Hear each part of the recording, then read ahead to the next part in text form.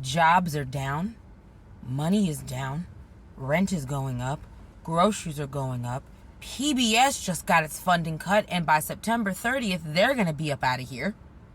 But we're getting a golden ballroom in the White House. Yay! I want to be very clear. Trump's people have been taking credit for this economy. You let them. Because it's ass.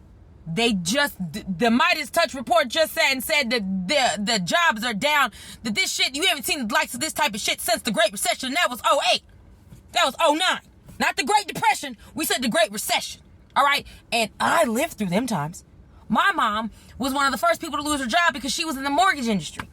I remember we were at church on a Sunday when she found out her job went under and she had no job. But mind you, his people are out here right now lying to everyone's fucking face talking about, oh my God, jobs are up. We're up, we're up, we're up, we're up, we're down.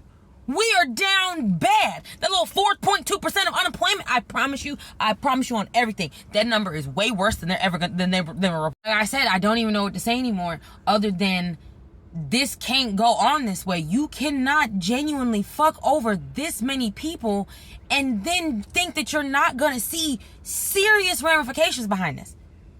Because in the same breath, you're not doing anything about the fact that rent is skyrocketing.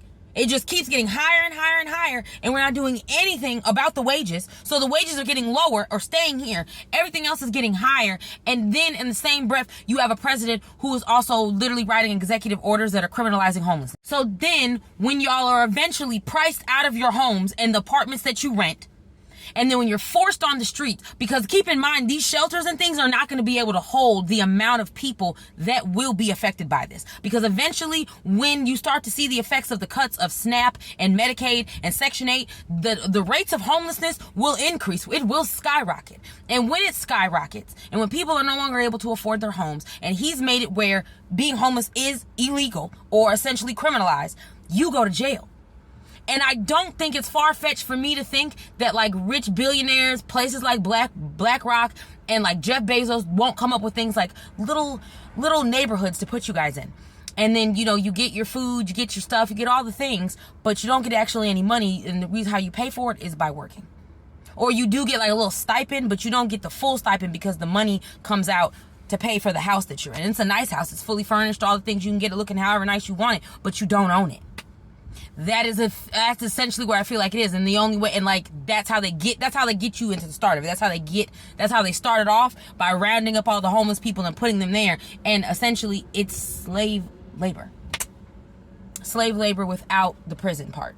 You feel like you're free because you get to walk to the little Amazon grocery store and go to the Amazon movie theater and, go hang out with your friends at the Amazon restaurant. You think that you're free, but you're really actually not free. You know what I'm saying? You're also a slave. That's genuinely where I think this is headed.